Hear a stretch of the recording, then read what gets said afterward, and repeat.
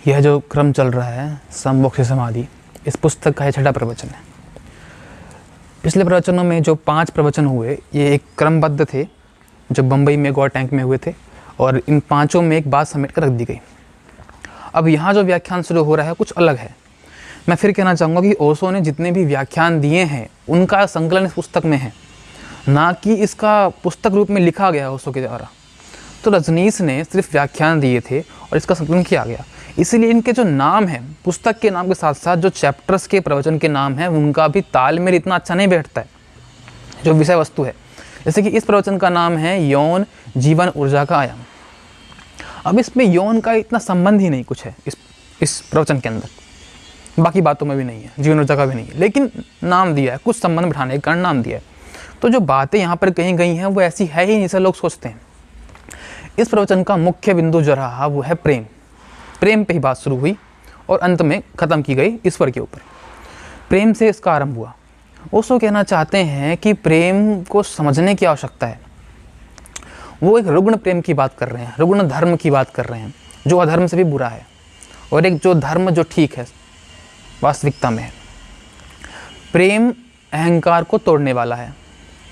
जो व्यक्ति अहंकारी है, ईगो में भरा हुआ है, वो प्रेम में नहीं जाएगा, जा नहीं सकता, क्योंकि उसे अपने ईगो को तोड़ना पड़ेगा।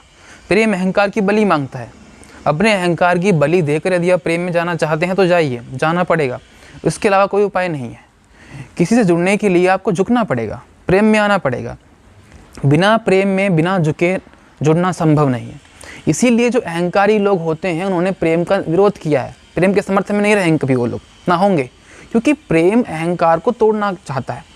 इसलिए वो कह रहे हैं कि प्रेम आवश्यक तत्व है आदमी के अहंकार को तोड़ने के लिए। जिस आदमी के मन में, सामान्यतः प्रत्येक मनुष्य के मन में प्रार्थना या ईश्वर नहीं होता, प्रेम होता है। प्रेम भी वो साधन है जो आपको अध्यात्म में लेके जा सकता है। प्रेम आपके अहंकार को कम कर सकता है, अहंकार को तोड़ सकता है, हटा सकता है। तो जिन लोगों को ईगो हटाना नहीं है, ईगो तोड़ना नहीं है, ईगो और बढ़ाना है, वो प्रेम के विरोधी बन जाएंगे, प्रेम से दूर भागेंगे, प्रेम को मना करेंगे, प्रेम को बुरा बताएंगे। लेकिन प्रेम पहला माध्यम है। सामान्य से व्यक्ति में भी इसकी चेतना में प्रार्थना नहीं है, ईश्वर नहीं है, ध्यान नहीं है, वो भी प्रेम के माध्यम से अहंकार को हटा सकता है, निकाल सकता है। तो प्रेम अहंकार की बलि मांगता है। अब जो धर्म का रूप विकसित हुआ, रुग्ण धर्म, जो दबाव से बना, सप्रेशन से बना, कठोरता से बना, नियमों से बना, समाज शास्त्रों से बना, वो प्रेम को समझे तो समझे कैसे। उसके लिए पहली प्राथमिकता समाज की, समूह की है, व्यवस्थाओं की है। उसके लिए प्रेम का महत्व रहा ही नहीं, कि वो इंडिविजुअलिटी पे बात ही नहीं कर रहा है, व्यक्ति पर बात ही नहीं कर रहा है, उसको जीवन से मतलब ही नहीं है आपके। वो एक समूह की बात कर रहा है, समाज की बात कर रहा है। इसलिए उन धर्मों में जो विकास हुआ वो रुग्ण धर्म हुए। रुग्ण मतलब धर्म का एक स्वरूप जो समाज के लिए, समाज शास्त्र है, वो कोई धर्म का स्वरूप नहीं है। और जो अभी भी जो लोग धर्म के नाम पर प्रचार करते हैं, सप्रेशन का, दबाव का, वो भी अपने आप में देख सकते हैं जा करके कि मनुष्य की आंतरिक व्यवस्था क्या है और क्या उससे मनुष्य भाग सकता है, क्या बच सकता है। उससे रुग्ण धर्म पैदा होता है। उदाहरण के लिए ओशो ने यहाँ दिया, अगर किसी स्त्री से तुम्हारा प्रेम हो और उस प्रेम में तुम उसको आलिंगन में ले लेते हो, तुमसे गले मिला लेते हो, तुमसे बात कर लेते हो, तुमसे पास बैठ लेते हो, बहुत ही अच्छा है, बहुत ही बढ़िया है तुम्हारे लिए। लेकिन तुम्हारा रुग्ण जो धर्म है, रुग्ण जो व्यवस्था है, वो कैसी बनाई गई है कि तुम राह चलते किसी स्त्री धक्का मार के जा रहे हो, टक्कर मार के जा रहे हो, और तुम्हें आनंद मिलता है। जब तुम उससे हटाए गए, तुम उससे दूर किए गए, छिपाए गए, और तुम्हें उसकी बहुत कामना रही, लालसा रही, तो तुम कहीं से ही पाना चाहते हो। तुम्हें अगर पैर का अंगूठा दिख जाए, तुम्हारे मन में कामना पैदा हो जाएगी, क्योंकि तुम इतने ज़्यादा दुबे और सप्रेस्ड हो कि तुम्हें मिलता ही नहीं वो कुछ देखने को भी। और तुम और देखने का भी एक अलग ही प्रथा बन गई। जो दिखना इतना अधिक चल रहा है समाज के अंदर, उसका कारण यही है। कारण यही है कि आप आज से कुछ साल पहले जाओगे तो तुम्हें पाओगे कि हर जगह पोस्टर लगे मिलते थे अश्लील चित्रों के। अब नहीं मिलेंगे, अब फ़ोन में सब कुछ मिल जाता, तो क्यों मिलेंगे। लेकिन वो जो लगे थे उसका कारण क्या था? आदमी की डिमांड ही तो थी। क्यों लगेंगे वो? अगर मांसाहार बिक रहा है तो मांस काटने वाला क्यों काट रहा है? क्योंकि मांस खाने वाले हैं। अगर अश्लीलता बिक रही है तो क्यों बिक रही है? ये लोग उसको लेने वाले हैं। तो कहाँ से धर्म के रूप में अच्छा हुआ और उसका सार्थकता हुई? दबाने से, सप्रेस करने से। तो किसी स्त्री को तुम बात करो, आलिंगन मिलो, वो ठीक, जिससे तुम्हारा प्रेम हो, तुमसे वो प्रेम करती हो, पर तुम बलात् करो, वो तो बड़ा गलत हो गया। इसलिए उसको कहते हैं कि प्रेम को सीखने समझने की आवश्यकता है। व्यक्ति को परिचित होने की आवश्यकता है। ओशो ने इसमें एक बिंदु रखा विशेष रूप से कि स्त्री और पुरुष को परिचित होना चाहिए। बचपन में छोटे बच्चों को भी दूर ना किया जाए, बचपन से ही उन्हें करीब छोड़ दिया जाए। करीब मतलब कि वो परिचित हों आपस में। जितना अपरिचय होता है उतनी रुचि होती है। तुम जो चीज़ तुम्हें प्राप्त नहीं है उसको पाने की बड़ी इच्छा तुमको होती है, बहुत दूर की चीज़ है। तुम चाहते हो अमेरिका जाके देख के आऊँ अमेरिका कैसा है, तुम नहीं चाहते कि मैं नैनीताल घूम लूँ। जो नैनीताल में रहता है उसकी इच्छा नहीं होती घूमने की, क्या घूमेगा वो, उसको प्राप्त है। उसी प्रकार से जब इतना ज़्यादा सप्रेस किया गया, रुग्ण किया गया, तो ये धर्म विकृत हो गया। प्रेम में और इस मनुष्य जाति को आवश्यकता क्या है रजनीश के अनुसार कि बचपन से ही लोगों को, स्त्री पुरुष को इतना पास रखा जाए, इतना गुला मिला कि उनका आपस में देह के प्रति कोई रुचि ही ना बचे, कोई उत्सुकता ही ना बचे जानने की। और जो स्वाभाविक उत्सुकता मनुष्य की है उसके अंदर जो बसी हुई है, जो प्रेम की कामना, वो सब पे नहीं आएगी, हर किसी पे नहीं आता प्रेम। वो जिस पे आएगा उस पे प्रेम आएगा और वो प्रेम में आप रह सकते हो उसके साथ।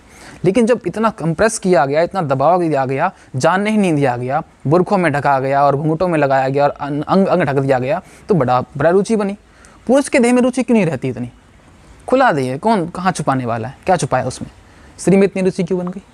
इतना शरीर सुंदर शरीर का है भी नहीं स्त्री का, जितना लोगों ने बना दिया छुपा छुपा कर, ढक ढक कर। और जो दिखाने वाले हैं वो दिखाते भी ऐसे कि उसे आकर्षक किया जाए, और एक से कोई सुंदरता नहीं है उसके अंदर ऐसी। जितनी लोगों ने मान ली है, जितनी लोगों ने समझ ली है, जितना उसे बड़ा कर दिया गया है। तो ओशो का इसमें उद्देश्य ये रहा कि इस बच्चों को बचपन से ही इतना विचारों में खुला किया जाए कि उनमें भेद ही ना रहे। ओशो कहते हैं मैं ऐसा मनुष्य चाहता हूँ जिसके अंदर स्त्री पुरुष का भेद ना देख पाए, वो स्त्री और पुरुष ऐसा अंतर ना देख पाए वो। और जब तुम इस बात से, आकर्षण से हट जाओगे, मनुष्य के अंदर एक खोज है जिसे वो परमात्मा की खोज कहते हैं, वो प्रार्थना की खोज है, लेकिन वो पहले हमें अपने मनुष्यों में दिखती है, स्त्री पुरुष में दिखती है। जब तुम उस आकर्षण से हट जाओगे तब एक खोज होगी बड़े आकर्षण की, एक महान आकर्षण की, जो परमात्मा का आकर्षण होगा, जिसमें प्रार्थना होगी। तो तुम्हें पहले इसी आकर्षण में दबा के रख दिया गया, छिपा के रख दिया गया, रोक के रख दिया गया, तो तुम उससे आगे नहीं जा सकते।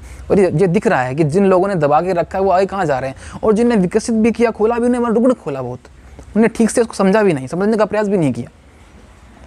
इसीलिए मानव जाति की नैतिकता का नाश हुआ और यहाँ पर चीज़ें इतनी बिगड़ी, खराब हुई। तो ओशो की विचारधारा ऐसी रही। फिर ओशो कहते हैं कि जो संतों, साधुओं ने, पूछपे के महात्माओं ने, जिनने ये काम किए, जिनने इसको हटाया और कहा कि संसार बड़ा बुरा है, संसार से भागो, तो जिसको परमात्मा से प्रेम है उसको परमात्मा की बनाई हुई वस्तु से प्रेम क्यों नहीं है? जो परमात्मा तुमने देखा भी नहीं, जाना भी नहीं, अचिंत्य है, अपरिमेय है, अव्यंग है, उसको तुम इतना बड़ा प्रेम है तुम्हें उससे, और इस संसार से तुम कहते हो कि तुम नश्वर है, नाशकान है, देखना नहीं, बेकार है, गंदा है, क्यों? अगर तुम्हें मुझसे प्रेम है तो मेरी वस्तु से प्रेम क्यों नहीं होगा? और तुमने, जब परमात्मा ने ही तुम्हें बनाया, इस संसार को बनाया, तो तुम्हें उस संसार से प्रेम क्यों नहीं? इससे घृणा क्यों करते हो? तुम्हारे लक्ष्य बड़े हो सकते हैं, वो अलग बात है, पर घृणा की व्यवस्था क्यों? जो धर्म, जो व्यवस्था घृणा सिखा रही है वो प्रेम को नहीं बता सकती, वो अध्यात्म को नहीं बता सकती। घृणा को हटाना पड़ेगा, घृणा को दूर करना पड़ेगा, अप्रीति रुचि को दूर करना पड़ेगा, तब आप प्रेम में आगे आओगे, तब आप ध्यान में आगे आओगे। तो इसे उसने रुग्ण कहा। जिन लोगों ने व्यवस्था दी धर्म की, बहुत ही रुग्ण थे, मानसिक उनको बीमारियां थी, रुग्णता में जी रहे थे। कि एक तरफ तो वो कहते हैं कि सब कुछ ईश्वरीय है, सब कुछ से पाना ही चाहते हैं, सब कुछ हमारा है, और जो ये इसका विराट रूप है ब्रह्मांड संसार का, ईश्वर का, उसे चाहते हो तुम छोड़ना तो अलग ही बात, तुम कहते हो बड़ा बेकार है, बड़ा दूर रहो, इससे भागो, इससे बचो। ये कैसी व्यवस्था है उन लोगों की? ये कैसी बातें करते हैं वो लोग? इसीलिए ओशो ने कहा कि उनका धर्म रुग्ण है, उससे हटो। ये संसार की एक एक कली, एक एक पत्ता इतना प्रेम करने वाला, एक एक फूल जो सुगंध देता है, और ऋषि मुनि जब उठते हैं तो बागन में घूमते हैं, बड़े अच्छा लगता है, फूल की सुगंध आ रही है, फूल महक रहा है, पक्षी चहचहा रहे हैं, मोर नाच रहा है। ये मोर का नाचना भी सेक्सुअल एक्ट है, ये फूल का खिलना, पराग का आना सेक्सुअल एक्ट है। चिड़िया चहचहा रही है अपने प्रीतम को उभारने के लिए, वो भी सेक्सुअल एक्ट है। तुम्हें वहाँ इतना अच्छा क्यों लगता है? कि तुमने एक मान्यता बना रखी है, अपनी बुद्धि को तुम खो चुके हो। उन ऋषि मुनियों की अपनी बुद्धि कहाँ रही होगी जो ऐसी बातें करते हैं? तुम उस पक्षी के चहचहाट को पसंद करते हो, फूलों की सुगंध को, पेड़ के खिलने को, हरे पत्ते आने को, वो सब सेक्सुअल एक्ट है। लेकिन मनुष्य में जब ये बात आती है तो तुम प्रेम से ही नकार देते हो, प्रीति को ही नकार देते हो। ऐसा कहना प्रसिद्ध करता है कि ये मानसिक रुग्णता का प्रतीक है, इसलिए उस धर्म को रुग्ण कहा गया। और जो ये धर्म है, जो रुग्ण है, ये अधर्म से भी बुरा है, अधर्म से भी महाबुरा। क्योंकि व्यक्ति सोचता तो है मैं बहुत धर्म में हूँ और वो अधर्म किया जाता है, सोचता है पुण्य पर पाप किया जाता है, सोचता है अच्छा पर बुरा किया जाता है, और कभी भी आत्मा की चेतना की उन्नति कर ही नहीं पाता। इसीलिए इस चीज़ को अधर्म कहा गया। अधर्म में क्या कहूँ, ये धर्म ही है, लेकिन धर्म ऐसा जो रुग्ण है, एक संप्रदाय है। ये बातें हैं जो धर्म मान ली गई हैं आप लोगों ने। इसका धर्म से कोई संबंध सर में है ही नहीं। धर्म का संबंध केवल ध्यान से है, अध्यात्म से है, चेतना से है, विकास से है। दबाव से, तनाव से, छोटे होने से, घृणा से, अप्रीति से, द्वेष से धर्म का संबंध नहीं है। इसीलिए अगर धर्म के ठीक संबंध को समझना है तो धर्म के उस विकसित रूप को जानो, और जो धर्म का रुग्ण रूप छोड़ो। रुग्ण रूप धर्म से अधर्म ज़्यादा बेहतर हो सकता है, क्योंकि कम से कम व्यक्ति जानता है मैं अधर्म में हूँ और वो धर्म में आने की कोशिश करेगा। लेकिन जो सोचता है कि मैं धर्म में पहले से ही हूँ और वो अधर्म की और अधर्म से भी बुरा है, क्योंकि वो रुग्ण धर्म में है, उसे धर्म माने बैठा है।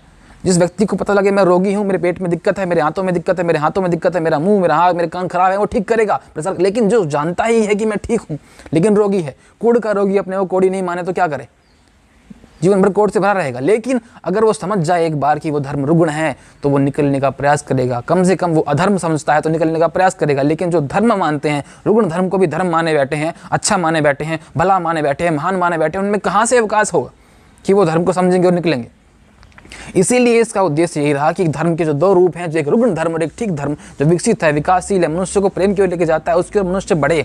जो रुग्ण धर्म है वो अधर्म से भी बुरा है, उसको छोड़ना है और त्यागना है। और मनुष्य इस बात को समझे कि सप्रेशन से, दबाव से बात नहीं बनेगी कभी भी, और प्रेम को सीखने की आवश्यकता है, परिचित होने की आवश्यकता है, दूर होने की आवश्यकता नहीं है। जितना दूर उतनी प्रीति बनेगी। प्रीति या कहूँ आकर्षण बनेगा। प्रीति तो अच्छी बात है, आकर्षण एक बनेगा जो कि मिथ्याकार है, कुछ नहीं है इसमें मिलने वाला, खाक छानोगे बस।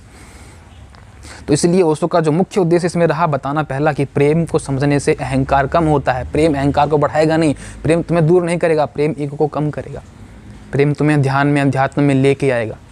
और जो बच्चों में अगर ये व्यवस्था की जा सके, और ये होती भी रही है, मैं भी देखता था कि बहुत छोटों में हमें कपड़े इतने नहीं पहने जाते थे, जैसे कि आजकल बच्चों को बचपन से लिपस्टिक नहीं क्या क्या ला के रखते हैं एकदम सुंदर बना करके, वैसी व्यवस्था नहीं थी। बच्चे नग्ने घुमा करते थे गलियों में, कौन किसको देख रहा है, कौन किसको जान रहा है, कुछ नहीं रखा। जितना तुम उसको छुपाओगे, आकर्षण बनाना चाहोगे उतना बनेगा, वरना आकर्षक कुछ भी नहीं है। छोड़ दो, घुमा फिरता है ऐसे, कोई आकर्षक नहीं। आदिवासियों को क्या आकर्षक लगता होगा? जहाँ लोग नग्न घूमते हैं वहाँ क्या शरीर में कितना आकर्षण, भला कितना आकर्षण, क्या आकर्षण? एक समान आकर्षण जो मनुष्य की स्वाभाविक व्यवस्था है वो तो होगा ही, उससे अधिक क्या आकर्षण? तुम जो कल्पना में जीते रहते हो बड़ा, इतना अधिक, वो आकर्षण कभी नहीं होगा। इसलिए बच्चों को बचपन से परिचित कराएं, इस बात को समझा दिया जाए, बस उन्हें छोड़ दो, परिचित होने दो, प्रीति आकर्षण अपने आप मिटने लग जाएगा। ये जो मन में हर जगह सेक्सुअलिटी भरी वो अपने आप मिटने लग जाएगी। और तुम प्रेम की ओर बढ़ो, प्रेम से हटो नहीं।